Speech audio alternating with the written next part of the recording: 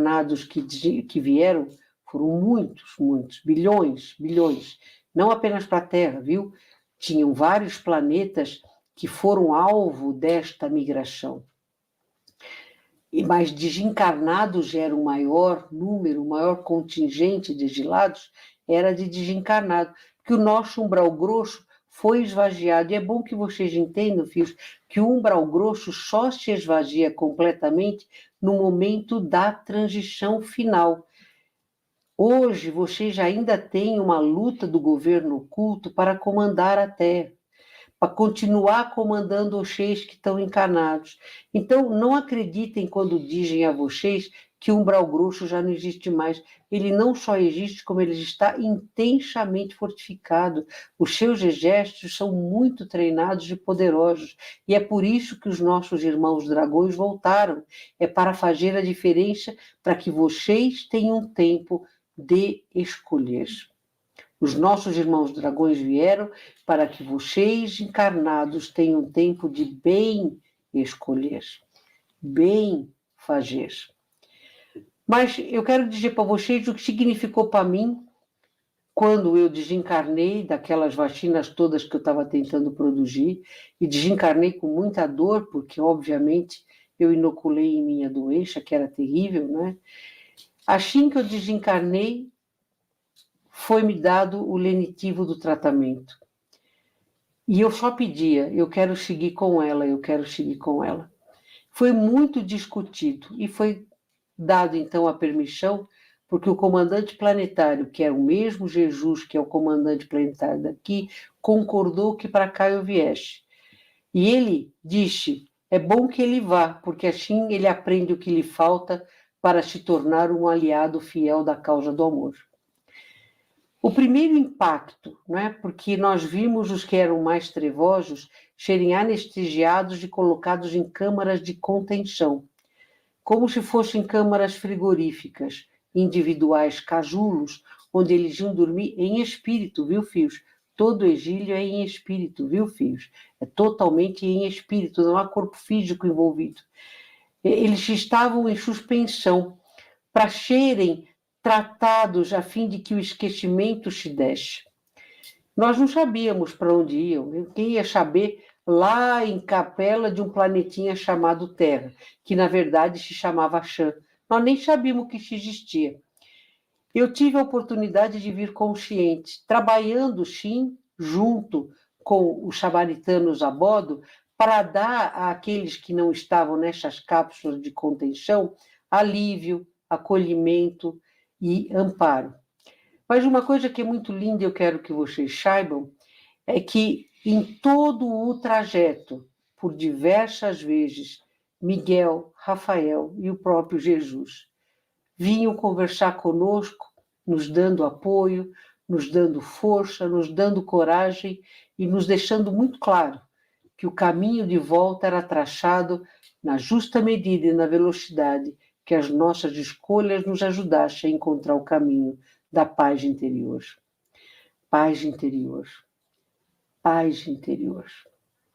Por isso que quando ele dizia, da minha paz vos dou, ele estava dando a senha, filhos, para se entrar no mundo do amor e da regeneração.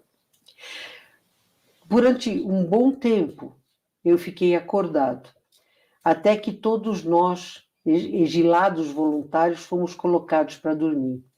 E foi-me dito com muita certeza que eu encarnaria primeiro e que eu receberia a minha amada um pouco depois.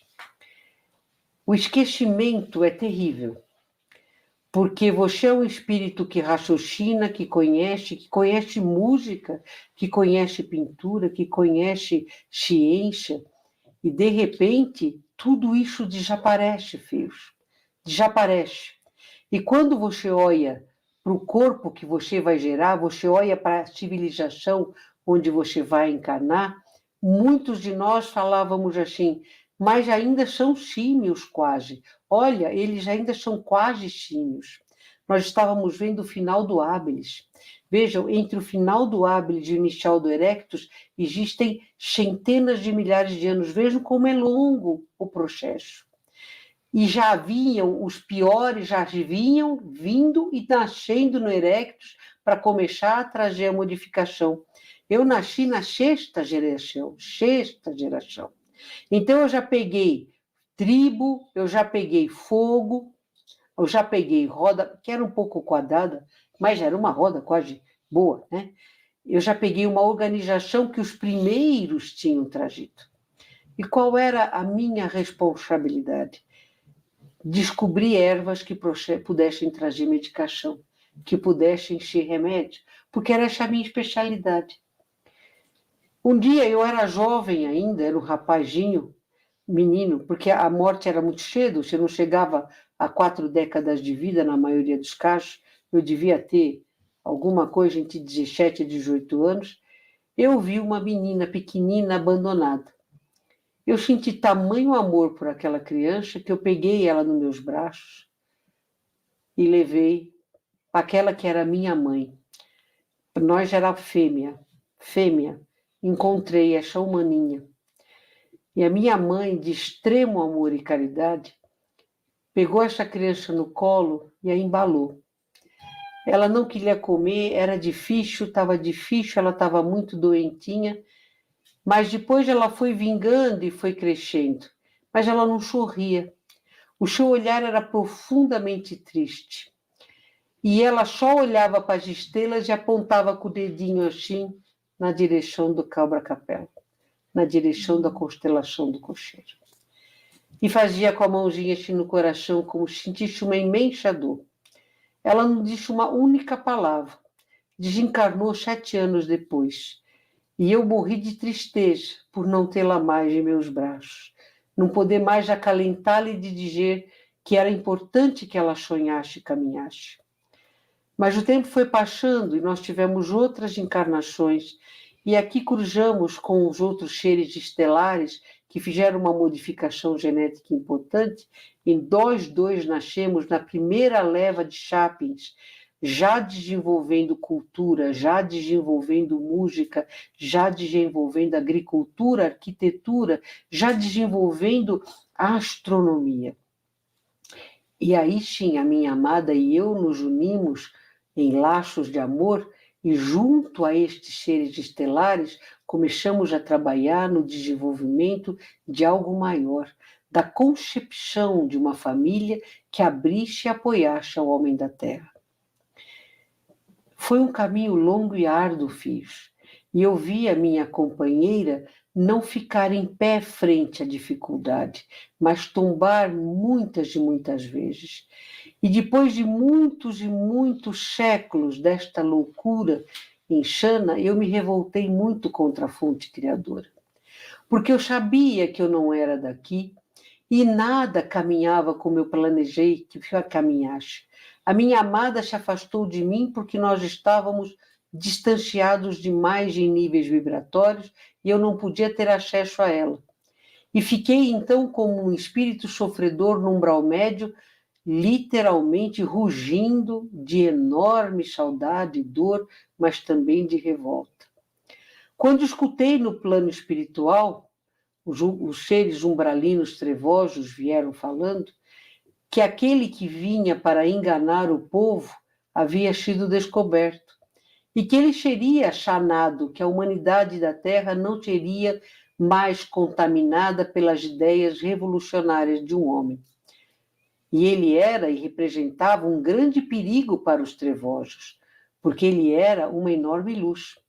Eu segui a turba enlouquecida, que uivava e cantava ao ver a dor em seu rosto, o seu sofrimento, e que dele recebia olhares mansos e enormes gotas de carinho em nossos corações, espíritos de muita luz, anjos, arcanjos, espíritos excelsos, abraçavam a encarnados e desencarnados que ali estavam, a todos colocando uma palavra de incentivo para vermos a diferença entre a verdade e a impostura, entre o amor, que é o único poder, e a loucura.